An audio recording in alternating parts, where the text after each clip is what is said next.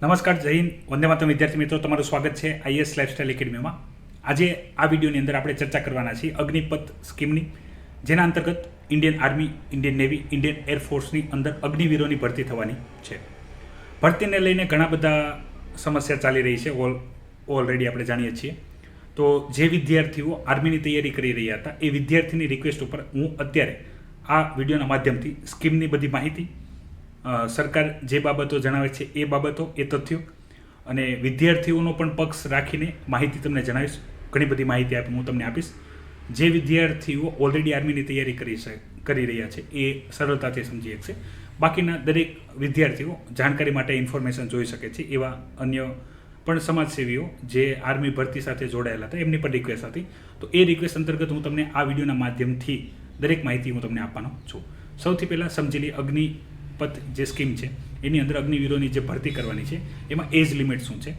તો નોર્મલ ભરતીની વાત કરીશ તો એજ લિમિટ રહેશે 17.5 વર્ષથી લઈને 21 વર્ષ. આ વર્ષની વાત કરું ખાસ કરીને 2022માં, તો 2020 અને 21 2 વર્ષ ભરતી નથી થઈ. એના માટે થઈને એ બે વર્ષના જે વિદ્યાર્થીઓ તૈયારી કરતા હતા તો એને લાભ મળી રહે એના માટે આ વર્ષે ફક્ત એક જ વર્ષે 17.5 થી 23 વર્ષ એજ લિમિટ રાખવામાં આવી છે. હવે ભરતી પ્રક્રિયા સેમ જ છે જેમ પહેલાં થતી હતી. ફિઝિકલ, મેડિકલ જે થતું હતું એ રીતે જ ભરતી થશે.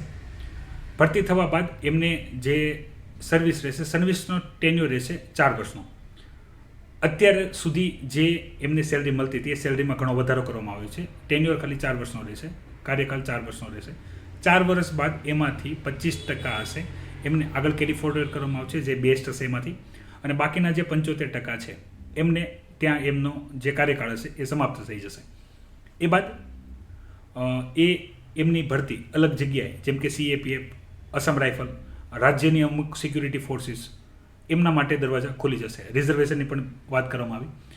વિરોધ વધ્યો તો ઘણા બધા બિઝનેસમેનોએ કીધું કે ભાઈ જ્યારે પણ સિક્યુરિટીમાં કની કોઈ જગ્યા રિક્વાયરમેન્ટ હશે ત્યારે અમે એ જે જવાનો હશે, અગ્નિવીરો હશે, અમે એમને લઈ લેશું, અમે એમને જોબ આપશું. હવે અહીંયા વિરોધ થવાનું મૂળ કારણ છે શું? વિદ્યાર્થીનો વિરોધનું કારણ જાણીએ એ પહેલાં સરકારની આ જે સ્કીમ લાવવાની, આ જે સ્કીમમાં ફેરફાર થયો છે એનું કારણ છે શું, એના ઉપર જરાક નજર ફેરવી. તો છેલ્લા 2 વર્ષથી રિક્રુટમેન્ટ બંધ હતી. તો સરકારે આ વર્ષે રિક્રુટમેન્ટ શરૂ કરી. રિક્રુટમેન્ટની જરૂર હતી જ તે. બીજું, આ જે અગ્નિપથ સ્કીમ છે એનાથી સરકારનો એક ટાર્ગેટ છે, એ છે જે એવરેજ એજ છે આર્મી ઓફિસરોની, જે અત્યારે 32થી લઈને 33 છે, 32 છે, એને ઘટાડવાની, જેનો મેઇન પર્પઝ છે જેથી એવરેજ એજ ઘટે. એવરેજ એજ ઘટે મતલબમાં સિનિયર અને જુનિયર, ફ્રેશર અને જે એક્સપિરિયન્સ છે એનો 1:1 રેશિયો મેન્ટેન કરવો. તો એક એવરેજ એજ એ ઘટાડી. બીજું એક સમસ્યા છે જેની અહીંયા સૌથી વધારે ચર્ચા કરવામાં આવી રહી છે એ છે બજેટને લઈને. ડિફેન્સનું બજેટ હોય છે. ડિફેન્સના બજેટના 2 ભાગ પાડી શકીએ આપણે.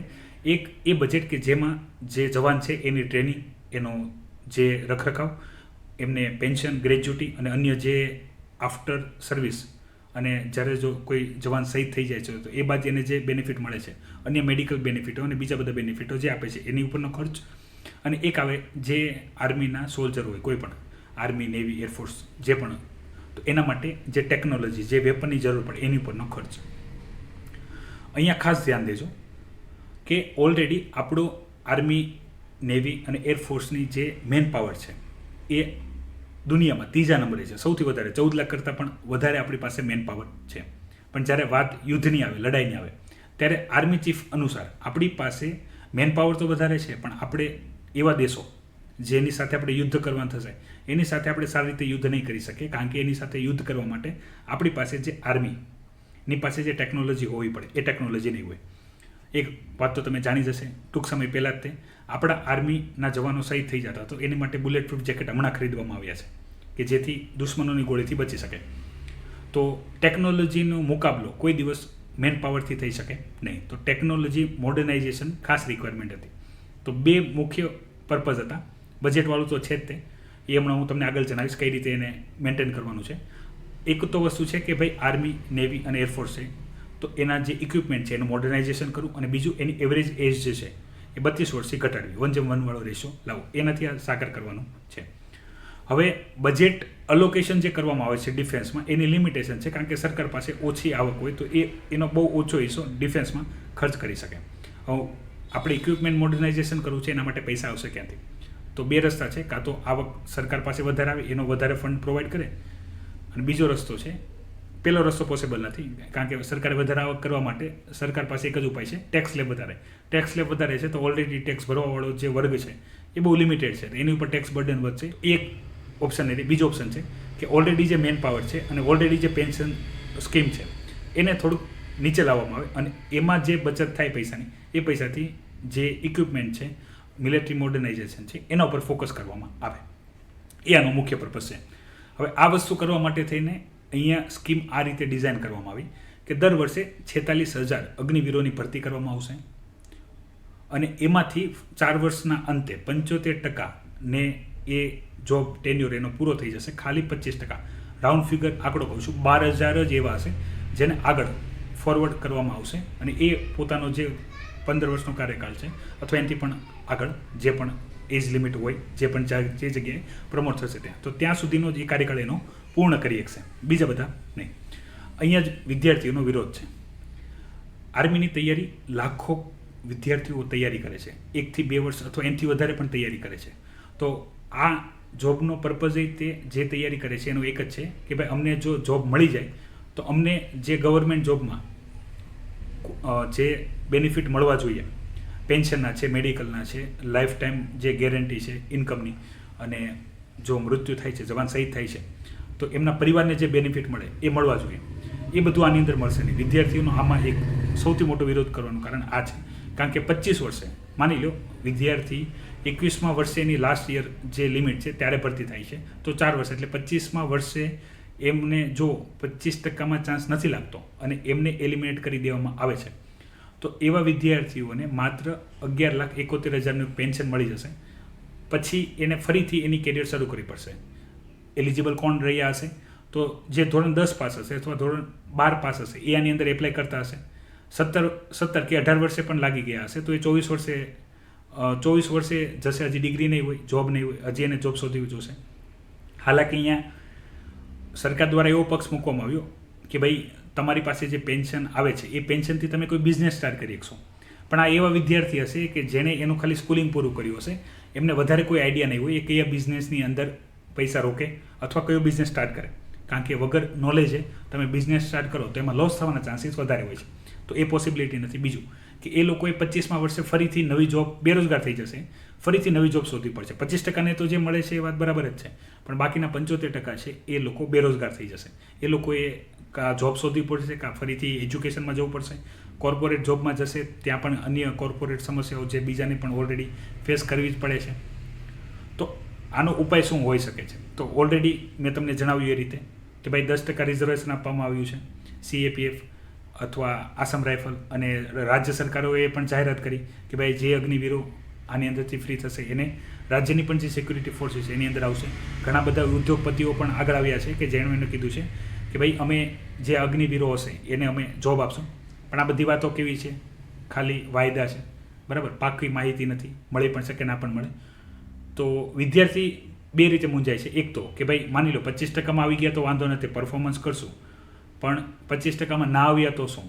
25 વર્ષે ફરીથી બેરોજગાર થઈ જશો.